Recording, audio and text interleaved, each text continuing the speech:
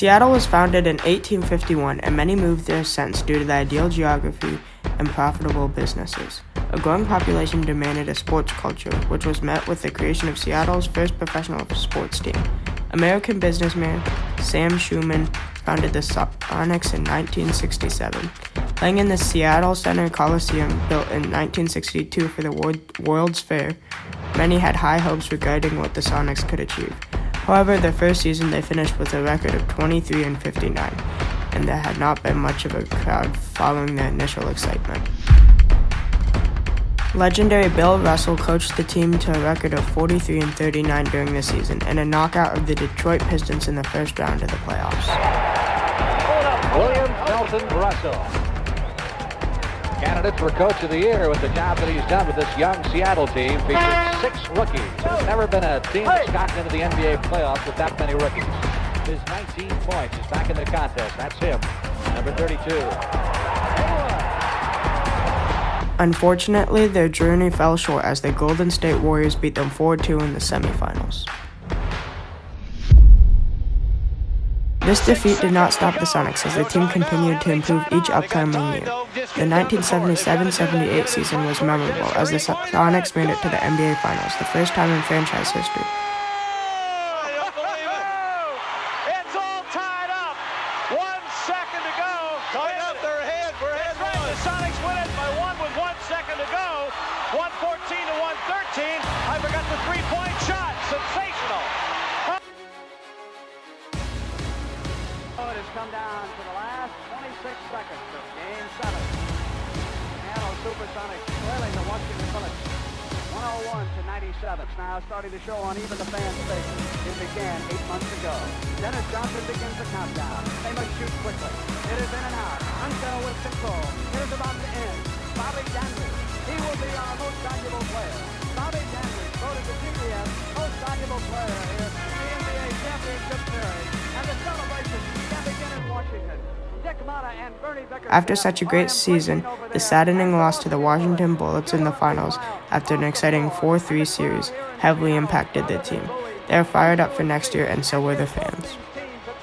An all-time record for the Sonics of going 52-30 in the regular season. The starting 5, Gus Williams, Dennis Johnson, Jack Sigma, Lonnie Shelton, John Johnson. Former Sonics star and Hall of Famer Lenny Wilkens was ready to coach this team to a finals win. The Sonics landed themselves in a rematch of the 78 finals, the Sonics versus the Bullets. After losing the first game in the series, the Sonics switched it around and came back to win the next 4 games, claiming that the title that they had lost last year. Freddie Brown, Jack Sigma, Lenny Wilkens, they were guys that everybody in town knew. They didn't hide out anywhere. You knew you could say hi to them, you could talk to them.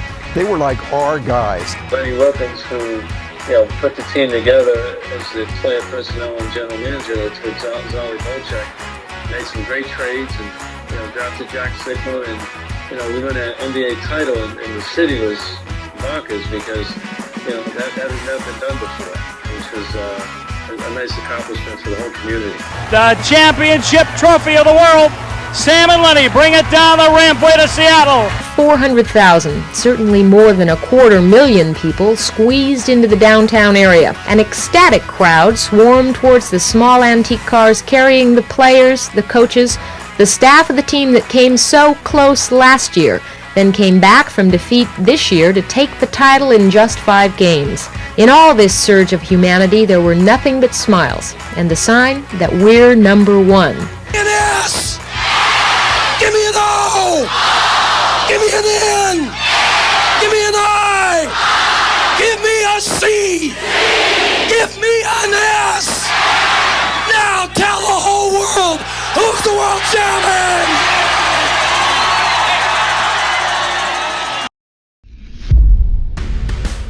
Sam Schulman sold the team to Barry Ackerley in 1983. Coliseum was in need of repair after it started leaking during a game. The Seattle Center Coliseum was renovated and reopened as Key Arena in 1995 for $75.7 million. Sean Kemp and Gary Payton were both drafted back-to-back for the Sonics. George Karl became coach in 1991. During the 1994-95 season, the Sonics were the #1 seed.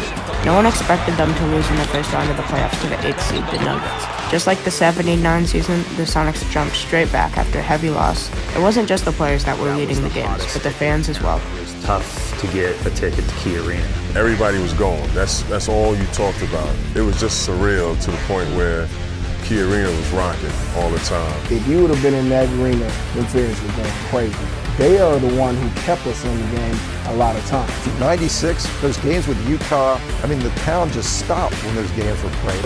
I didn't necessarily play the game of basketball for the Hall of Fame committee. I never woke up one day and said I was going to go out here and dunk and jump over somebody's ass and get on the Hall of Fame committee. I done that shit because of the fans for you guys. Unfortunately, they met the legendary Michael Jordan playing for the Chicago Bulls and lost to him in the playoffs. The decline of the Sonics started the year Kemp was traded. Jim McIlvaine was signed to the Sonics with a $33.6 million 7-year contract. I regret it, and it didn't work. But the rationale was we had to do something to give Sean some support inside. Kemp felt invalidated as he thought he deserved more money. He left, then did coach George Karl. Involved in this sale was to see that the team got strong local ownership with a commitment to keep the team in Seattle. Sonics switched ownership in 2001 from Barry Ackerley to Howard Schultz. Howard Schultz was a prominent American businessman, as he was the CEO of Starbucks. However, many saw him as such and thought he had no place running the Sonics. No one in the community felt a great bond with the Schultz-run Sonics, and that was too bad.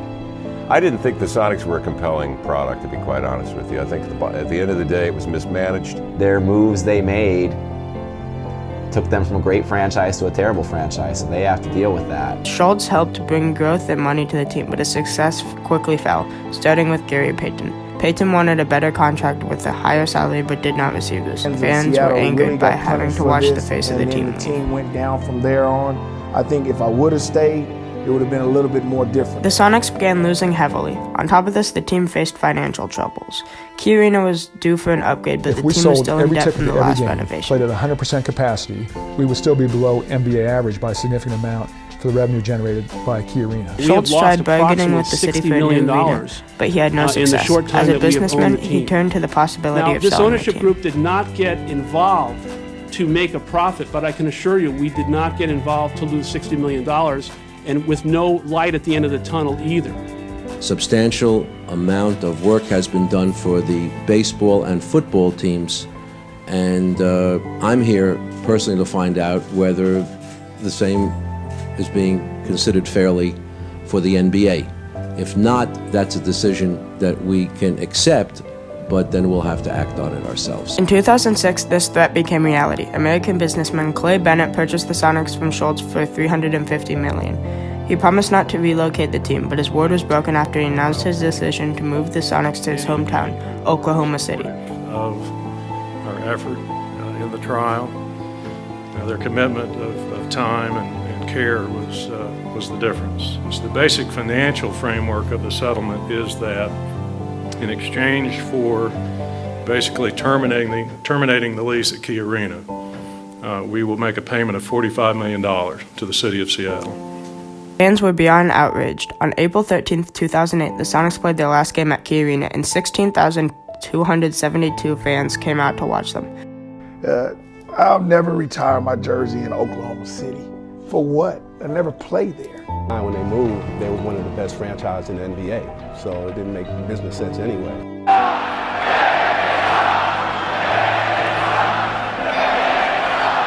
Many felt as if they were losing this connection to others in the city who all came out together to root for the Sonics. The only thing fans could do at this point was let their voices be heard. Seattle Sonics fans just wanted the same energy, community, and inspiration that the basketball team brought. It was a rally in support of a new stadium that would house an NBA team that couldn't make it elsewhere.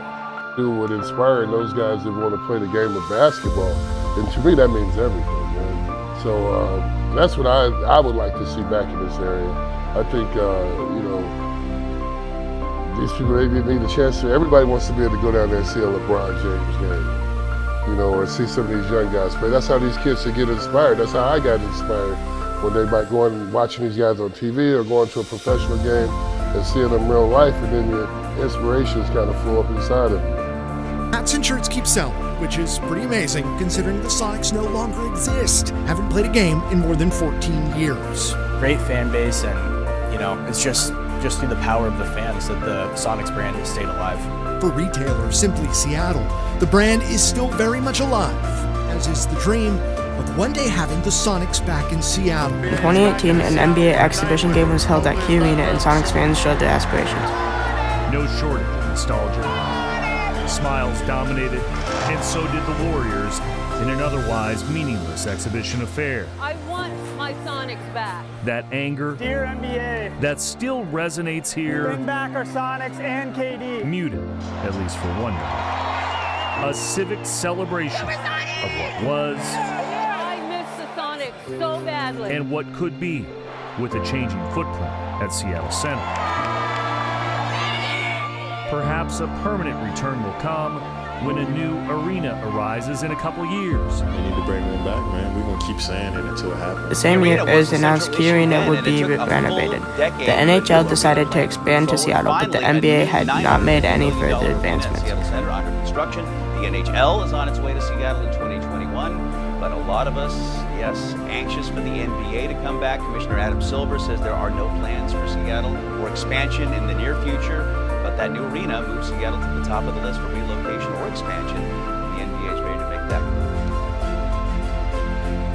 move. I mean, I'd love to see the Sonics come back to Seattle. I mean, it's unfortunate why they had to leave.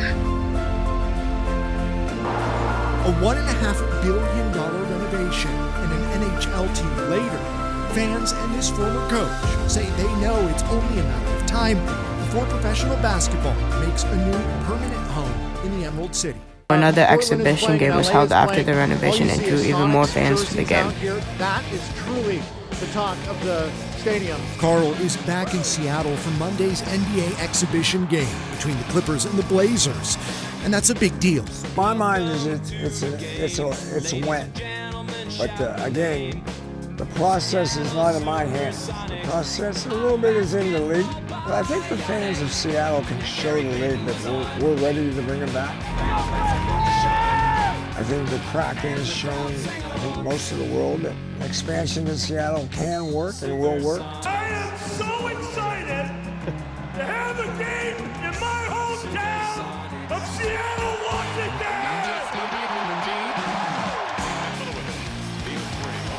I am so excited to see Hyman Fletcher Arena, this fantastic building, light up tonight.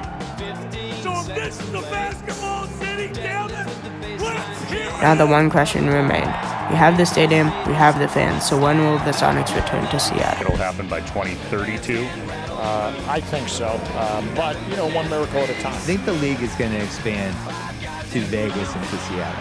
I heard combined, we're talking $6.57 billion for the two teams. Odds are high because we're very intentional about it. And I chase down rumors and I chase down actually people in a position to make sure we can make that happen. And so I feel very good about our opportunity. But I'll tell you this, Bill, if people think we went through this and didn't anticipate the NBA coming, we're ready. The building was built for it. The locker room is ready to go. The economics are built for it. Our ownership is committed to it. But there's also sort of the right side of the ledger and the spiritual part of this. That was an incredible thing I witnessed. The Sonics left. The first team here, this town starting to truly hit its stride as a global city, loses the first professional team. It wasn't right. But that right is going to get fixed. And the Rubik's Cube to that was an arena. Keep it real right now, man. All those people at those Kraken games are there for one reason, to be the first in line to get these Sonic tickets when they come back to town. Other people are all worried about the green and gold coming back to Seattle, and everybody's sitting up there waiting for some basketball to get played in that arena. No doubt about it. It's been hard out here without you. 3,832 days and counting. But what we have, you can't take away. Trying to get it as Allen off the pick, fires a three, got it! Because in the city where reigns supreme, There ain't no fair weather fans. Still a sold-out crowd. Good, got him, Miss Molly! They never left. They're just spread out now. We're fans, you know. You hear that? We had a hell of a team. Let's get them back. Yeah, it's been tough out here when you gone. But we never left.